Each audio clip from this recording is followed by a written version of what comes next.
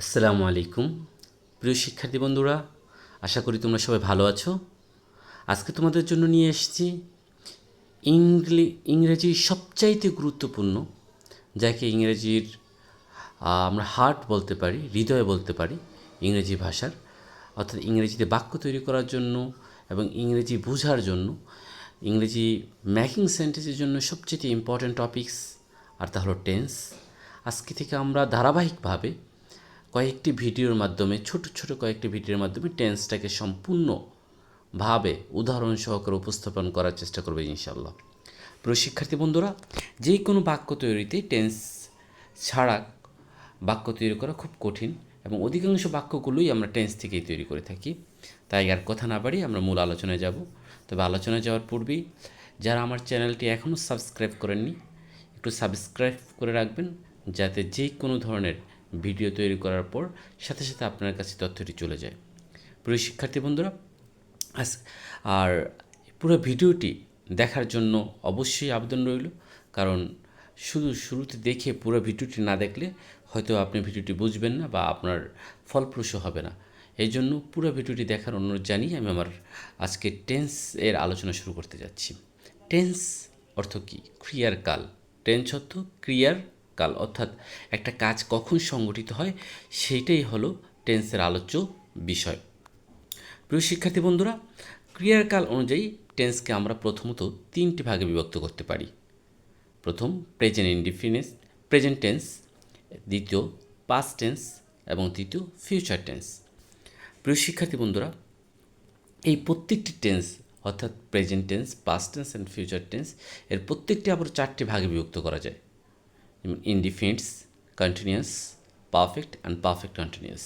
তো আমরা প্রথম যে টেন্সটা রয়েছে প্রেজেন্ট টেন্স, সেটাকে আমরা প্রথমত চারটে ভাগে বিভক্ত করবো আজকে: present indefinite, present continuous, present perfect and present perfect continuous tense. প্রিয় শিক্ষার্থী বন্ধুরা, প্রেজেন্ট ইনডিফিনিট টেন্স নিয়ে আমরা এখন আলোচনা করব। কাকে বলে, সেই বাক্যটা আমরা কীভাবে চিনব, একটা বাংলা বাক্য দেখে কীভাবে চিনব এটা প্রেজেন্ট ইনডিফিনিট টেন্স, এবং ইংরেজি বাক্য দেখে কীভাবে চিনব আমরা প্রেজেন্ট ইনডিফিনিট টেন্স।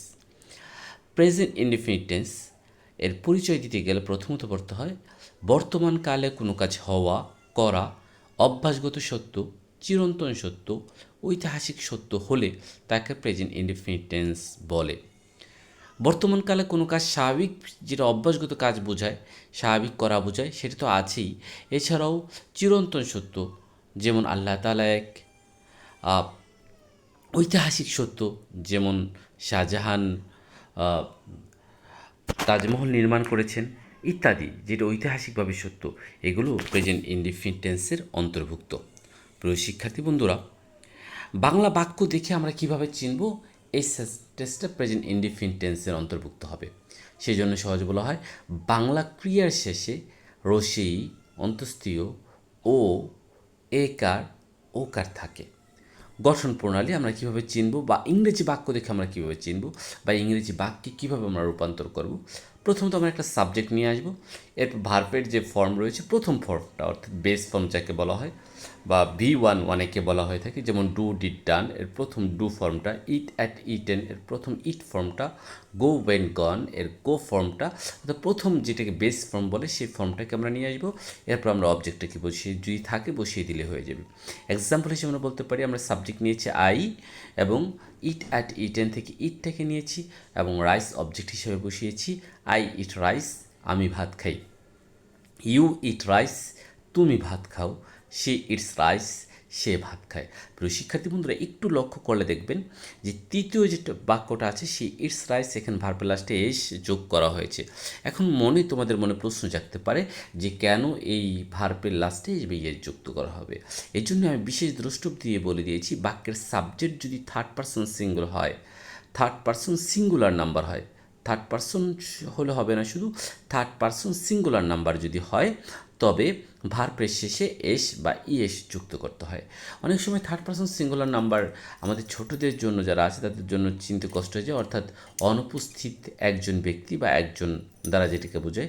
সেই জন্য আমি সহজে বলি হি, সি, ইট বা যে কোনো একটা নাম যদি হয়, তাইকে আমরা থার্ড পারসন সিঙ্গুলার নাম্বার হিসেবে চিনে থাকি। যেমন হি টেক্স ফুড, এখানে সাবজেক্টটা হি, একজন অনুপস্থিত ব্যক্তি, তাই ভার্বের লাস্টে এস বসেছে। শি লাইকস মি, এখানে শি একজন অনুপস্থিত ব্যক্তি মহিলা, তাই এখানে থার্ড পারসন সিঙ্গুলার নাম্বার হয়েছে, তাই বাক্যটা শেষ বে ইয়েস বসেছে। ইট ওয়ার্কস ফাস্ট, এটা দ্রুত কাজ করে, এখানে ইট একটা থার্ড পারসন সিঙ্গুলার নাম্বার, তাই ভার্বাল স্টেজ বে ইয়েস বসেছে।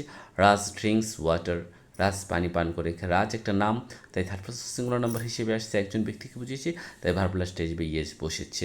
প্রিয় শিক্ষার্থী বন্ধুরা, এখানে বাক্যের সাবজেক্ট যদি থার্ড পারসন হয় বললে হবে না, শুধু বাক্যের সাবজেক্ট যদি থার্ড পারসন সিঙ্গুলার নাম্বার হয় তাহলে বাক্যটা পূর্ণতা পাবে, যে তার লাস্টে ভার্বের এস বা ইয়েস, ভার্বের শেষে এস বা ইয়েস বসবে। প্রিয় শিক্ষার্থী বন্ধুরা, চলো আমরা নিজেকে একটু যাচাই করে দেখি আমরা টেন্সগুলো চিনতে পারি কিনা কোনটা কোন টেন্সে। দেখো, প্রথম বাক্য দেওয়া আছে তুমি ছবি আঁকো, এটা কোন টেন্সে?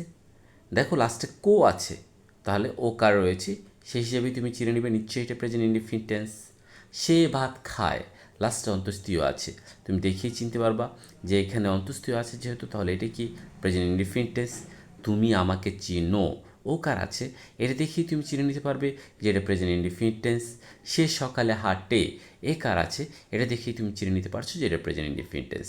যখন আমরা একটা বাংলা বাক্য দেখে চিনে নিতে পারবো যে এটা প্রেজেন্ট ইনডিফিনিট টেন্স আছে, তখন আমাদের দ্বিতীয় কাজ হবে যে বাক্যটাকে তৈরি করা, যে প্রেজেন্ট ইনডিফিনিট টেন্স। তখন আমরা সহজেই একটা সাবজেক্ট নিব, এরপর ভার্বের বেস ফর্মটা বসিয়ে দিলেই কি প্রেজেন্ট ইনডিফিনিট টেন্স হয়ে যাবে।